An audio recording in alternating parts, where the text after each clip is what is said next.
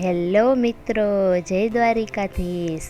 મારી ચેનલ ભક્તિ શ્રદ્ધામાં આપનું હાર્દિક સ્વાગત છે.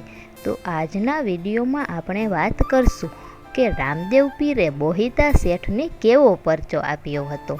જો તમને વિડીયો સારો લાગે તો લાઈક કરો, શેર કરો અને ચેનલને સબસ્ક્રાઈબ કરો. રણુજા શહેરમાં એક વાણિયો રહેતો હતો. જ્યારથી રણુજાની રચના થઈ ત્યારથી જ આ વાણિયો ત્યાં વેપાર ધંધો કરતો હતો. પોતાના વતનમાં જ બધું કામ કરે.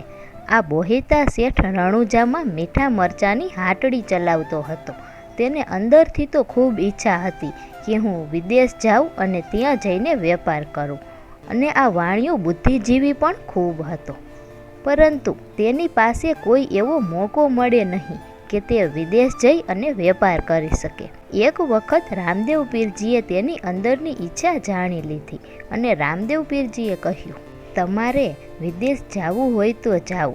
તમારા બધા જ પૈસાની જવાબદારી અમે લઈશું. તમને વિદેશ મોકલીશું પણ અમે, અને તમારે જે જરૂરિયાત હોય તે તમે અમારી પાસેથી લઈ જાઓ. પણ તમે વિદેશ જાઓ.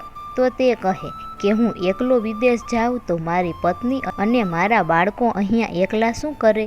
તો રામદેવ પીર કહે કે તમે એને પણ તમારી સાથે લઈ જાઓ. તેની વ્યવસ્થા પણ હું કરી આપીશ. એટલું જ નહીં, પરંતુ તમે તમારી સાથે અમુક લોકોને પણ લઈ જાઓ તમારી સેવા કરવા, અને એનો ખર્ચો પણ હું આપીશ, અને તમે તે બધાને લઈને વિદેશ જાઓ.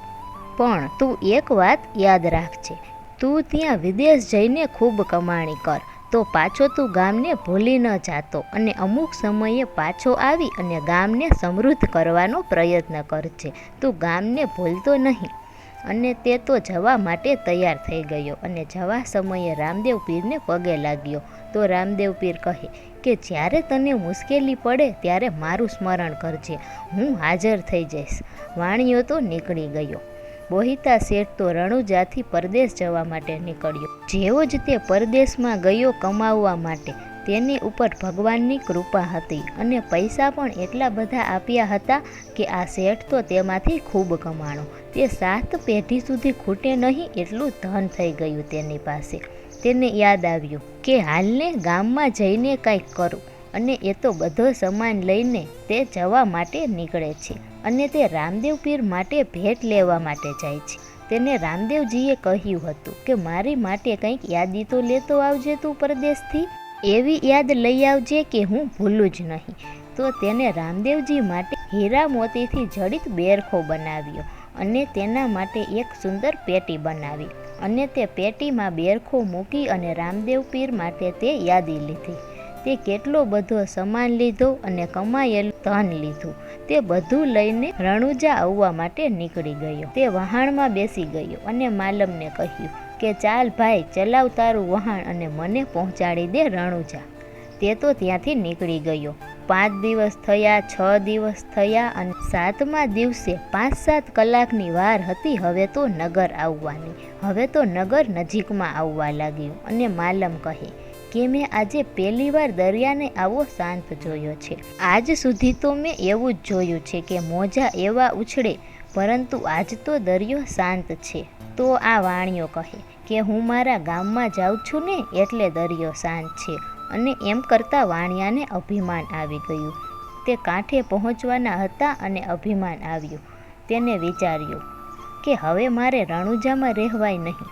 આવા નાનકડા ગામમાં કોણ રહે? મારી પાસે તો આટલા બધા પૈસા છે, તો હવે તો હું પરદેશમાં જ રહીશ. અને જેવું જ તેને વિચાર્યું તેવું જ તેને અભિમાન આવી ગયું, અને દરિયામાં એવા મોજા આવ્યા કે વહાણ તો હાલક ડોલક થવા માંડ્યું. આ શેઠ અને માલમ એ બંને તો હાથ જોડવા માંડ્યા, અને હવે તો મરવાની તૈયારી જ હતી. શેઠે તો બધા ભગવાનને યાદ કરી લીધા, પરંતુ મોજા રોકાય નહીં. છેલ્લે તેને યાદ આવ્યું કે રામદેવ પીરે કહ્યું હતું કે મુશ્કેલી આવે ત્યારે મને યાદ કરજે. એને તો રામદેવ પીરનું સ્મરણ કર્યું, અને જેવું સ્મરણ કર્યું ત્યાં તો રામદેવ પીર હાજર થઈ ગયા. આ તો આંખ બંધ કરીને સ્મરણ કરે છે, અને જ્યાં શેઠે અને માલમે આંખ ખોલી ત્યાં તો પાણી હતું જ નહીં, અને આ વહાણ તો કાંઠે આવીને ઊભું હતું. તેને ખબર પડી ગઈ કે આ તો રામદેવ પીર જ આવી ગયા. અને બોહિતા શેઠ સફર કરી અને આવ્યા અને રામદેવજીના ચરણોમાં પડી ગયા અને કહ્યું, મારે આ ધન અહીંયા અર્પણ કરી દેવું છે. તો રામદેવ પીર કહે, તારે તો નાના ગામમાં રહેવું ન હતું ને? તો કહે કે પ્રભુ, મારી ભૂલ થઈ ગઈ, તમે બધું સમજી ગયા ને? હવે મને માફ કરો, મારી ઉપર કૃપા કરો. અને તેની પાસે જે હતું તેમાંથી તેને રણુજામાં ધર્મશાળા બનાવી.